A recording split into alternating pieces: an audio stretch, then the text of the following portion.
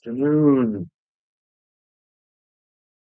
It is Friday, February 9th. My name is Ron. I'm the host of this show. And this is a channel you don't have to subscribe to. You don't have to hit the like button. You don't need to ring the bell for notifications. I do this every day. And I won't ask you for any money.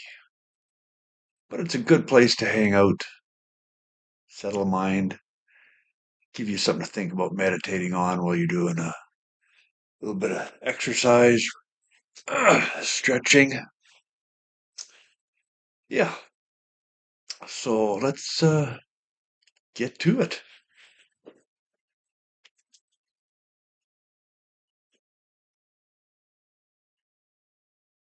There, we are in James chapter 4 today with our devotional.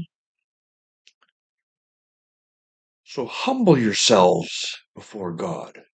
Resist the devil, and he will flee from you. Come close to God, and God will come close to you. Wash your hands, you sinners. Purify your hearts, for your loyalty is divided between God and the world. Let there be tears for what you have done. Let there be sorrow and deep grief. Let there be sadness instead of laughter, and gloom instead of joy. Humble yourselves before the Lord, and he will lift you up in honor. Don't speak evil against each other, dear brothers and sisters. If you criticize and judge each other, then you are criticizing and judging God's law. But your job is to obey the law, not to judge whether it applies to you. God alone, who gave the law, is the judge. He alone has the power to save or to destroy. So what right do you have to judge your neighbor? Look here, look here, you who say, today or tomorrow we are going to a certain town and will stay there a year. We will do business there and make a profit. How do you know what your life will be like tomorrow? Your life is like the morning fog. It's here a little while, then it's gone. What you ought to say is, if the Lord wants us to, we will live and do this or that. Otherwise, you are boasting about your own plans, and all such boasting is evil. Remember, it is sin to know what you ought to do and then not do it. Amen. Amen. Okay. And a little bit of context from our daily bread, entitled Mortality and Humility. Ancient scholars Jerome and Tertullian referenced stories of how, in ancient Rome, after a general triumphed in an epic victory, he would be paraded atop a gleaming chariot down the capital's central thoroughfares from dawn to sunset. The crowd would roar. The general would bask in the adoration, reveling in the greatest honor of his life. However, legend has it that a servant stood behind the generals the entire day, whispering in his ear, Memento mori, which means, remember, you will die. Amid all the adulation, the general desperately needed the humility that came with remembering that he was mortal. James wrote to a community infected with prideful desires and an inflated sense of self-sufficiency.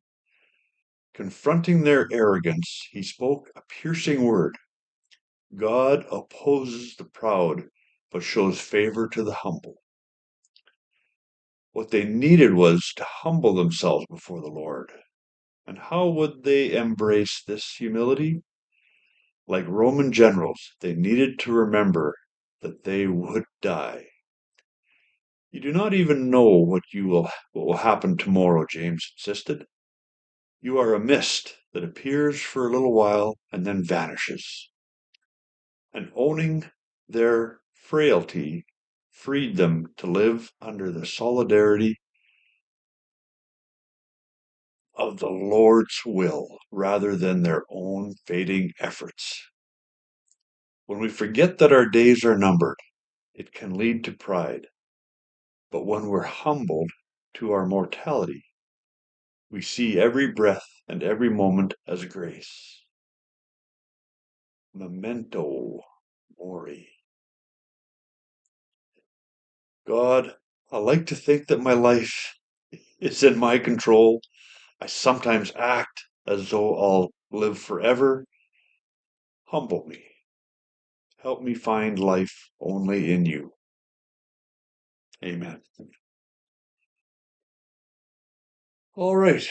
In just a moment, we will have a little commentary.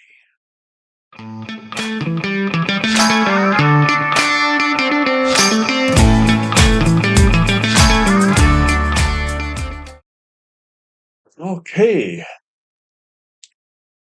For the past week, I've been touting knowledge, and that knowledge leads to wisdom, and wisdom leads to a calm mind.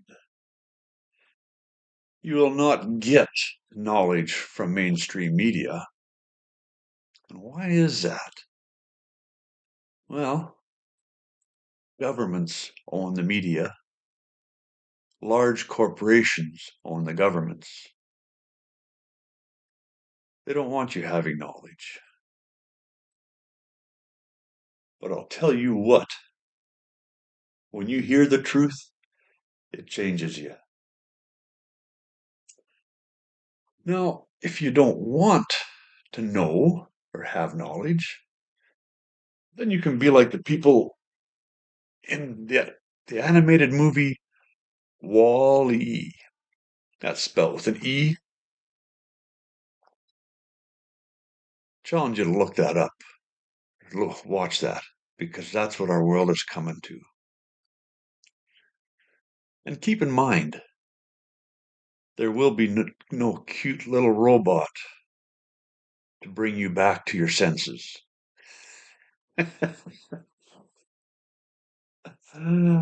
Instead, I challenge you, and this is a book I'm reading right now called Birthright by Timothy Alberino.